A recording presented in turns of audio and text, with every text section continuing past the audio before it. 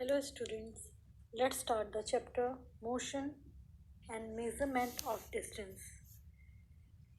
पहले आप एक चीज़ बताइए, बहुत समय पहले जब ये दुनिया बनी तो लोगों ने कैसे एक जगह से दूसरी जगह जाने की सोची?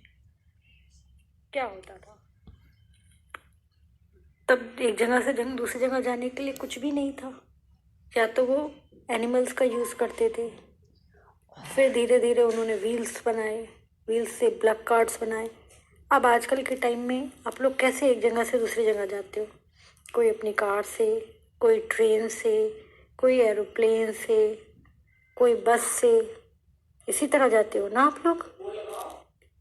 Invention of wheels made a great change in modes of transport.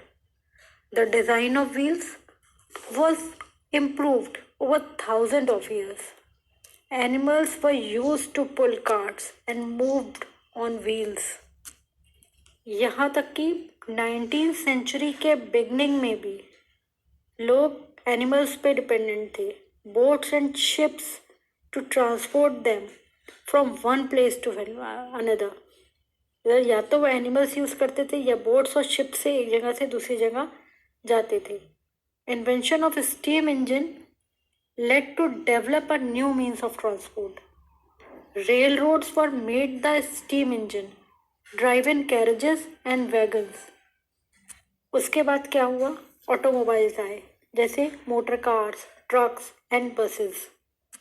Electric trains, monorails, supersonic aeroplanes and space craft, ये सब चीज़ें आई 20th सेंचुरी में. फिर लोगों ने ये देखना शुरू किया कि हम एक जगह से दूसरी जगह जाने के लिए कितनी दूर है, कितनी दूरी हमको तय करनी है. ये सोचना शुरू किया कि अगर हमें एक जगह से दूसरी जगह जाना है, जैसे अपने स्कूल जाना है, जैसे तो हमें उसमें जाने के लिए हम पैदल जा सकते हैं, बस से जाएं कि रिक्शा से जाएं, कौन सी चीज़ हमको जल्दी पहुंचाएगी और कौन सी चीज़ हमारे लिए कन्वीनियंट होगी. इसी तरह से अगर कुछ सामान तुम्हें बाज़ार से लेना है तो उसके लिए तुम क्या करोगे? मार्केट पास में है तो वॉक करके जाओगे, दूर है तो कौन सा व्हीकल यूज़ करना है, ये हम लोग देखते हैं, तभी इस मार्केट वगैरह हम लोग जाने की सोचते हैं. अच्छा, एक पहेली बूझो कि एक क्लासरूम में there is a large desk which are to be shared by 2 students but frequently end up objecting that the other is using a larger share of the desk. मतलब अगर एक टीचर आपकी बोलती है कि 2 स्टूडेंट एक desk पे बैठो, एक स्टूडेंट को डेस्क का थोड़ा हिस्सा ज़्यादा मिल रहा है, एक को थोड़ा कम मिल रहा है, ये आप कैसे समझोगे कि किस स्टूडेंट को ज़्यादा हिस्सा डेस्क का यूज़ करने मिल रहा है और किसको कम? हम उसकी लेंथ नापेंगे. लेंथ नापने के बाद हम उसको जहाँ हाफ पॉइंट आ रहा होगा, हाफ हो रही होगी, जैसे मान लीजिए 12 इंच की आपकी डेस्क है तो हाफ उसका कितना हुआ? 6 इंचेस. तो जहाँ पे 6 इंच आ रहा होगा वहाँ पे आप एक मार्क बनाओ, वो उसका हाफ होता है. अब ये देखो कि आपके साथ के फ्रेंड ने या दूसरे स्टूडेंट ने कितना यूज़ किया है. उसने 6 इंचेस से ज़्यादा का हिस्सा यूज़ किया है कि 6 इंचेस से कम का हिस्सा यूज़ किया है. इससे आपको पता लग जाएगा कि दोनों स्टूडेंट्स के बीच में कितना शेयर हुआ था, मोर देन हाफ और लेस देन हाफ. इसी तरह से there are so many occasions when we come across a need to measure length and distances.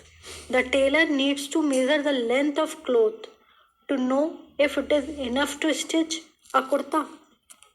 A carpenter needs to measure the height and width of a cupboard to know how much wood he would need to make its door. The farmer needs to know the length and breadth of the area of his land to know how much seed he can sow and how much water would be needed for his crops. किसी भी length का जब result निकालते हैं तो उसके 2 तरीके से होता है. एक तो उसका नंबर, दूसरा होती है उसकी यूनिट. यूनिट मीन्स सेंटीमीटर में है कि मिलीमीटर में है कि इंचेस में है. हम उसकी लेंथ नापने के लिए कोई यूनिट यूज़ करते हैं. वो एक फिक्स यूनिट होती है। इन एंशियंट टाइम लेंथ नापने के लिए हमारे पास कोई स्केल नहीं होता था, कुछ भी मेजरमेंट की चीज़ें नहीं होती थी, तो लोग कैसे नापते थे? विदाउट फिंगर लेंथ ऑफ फूट कैसे नापा जाता था? ये वो लोग अपने हाथों से या पैरों के स्टेप से इसको काउंट करते थे। The people of Indus Valley civilization must have used very good measurements of length because we see evidence in excavations of perfectly geometrical construction. उस टाइम में इंडस वैली सिविलाइजेशन के टाइम में measurement के लिए बहुत अच्छी चीज़ें अवेलेबल होंगी, जिससे क्योंकि वहाँ का ज्योमेट्रिकल कंस्ट्रक्शन बहुत अच्छा है, जिससे ये पता लगता है कि उन लोगों को उस समय में लेंथ नापने के लिए अच्छी चीज़ें मिल चुकी थी, अच्छे मेजरमेंट्स के तरीके उनको मिल गए थे। क्या आपको ये पता है? Each metre is divided into 100 equal divisions called centimetre, and each centimeter has 10 equal divisions called millimeter. Means कि 1 meter is equal to 100 centimeter and 1 centimeter is equal to 10 millimeter. For measuring large distance, meter is not convenient unit.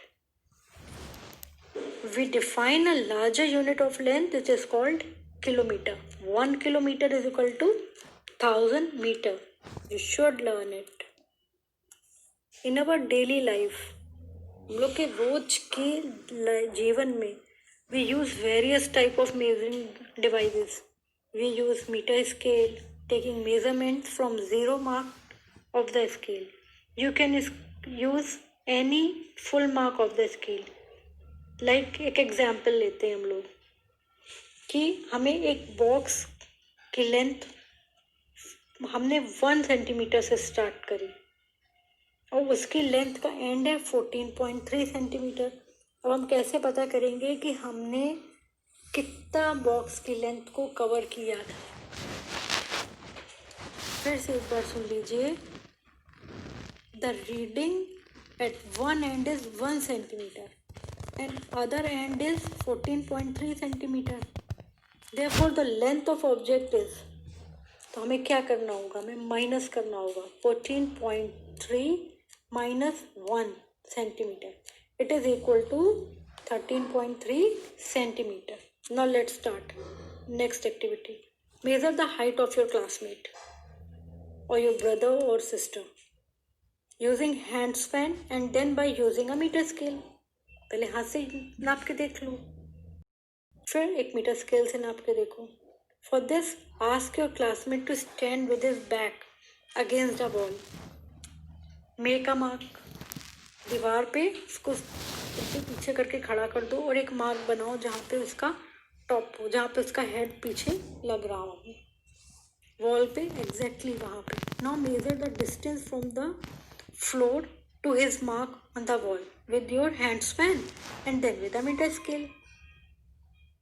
Let all other students measure this length in a similar way. Record all observations. ये अलग अलग लोगों से इसको नपवा लो. फिर ये देखो कि आप एक जगह पे इसको लिखोगे, रिकॉर्ड करो. फिर क्या होता है? आप देखोगे कि जो आपने हैंड स्पैन से लिए थे, जितने भी मेजरमेंट्स लिए गए, वो सबके डिफरेंट डिफरेंट आए और जो मेजरिंग स्केल से लिए गए थे वो एकदम करेक्ट आए. Now let's understand types of motion. You may have observed the motion of vehicle on a straight road, march past of soldiers in a parade. What kind of motion it is? और बहुत सी चीज़ें हैं motion में, जैसे clock, wall clock आपकी, उसके 2 hand होते हैं.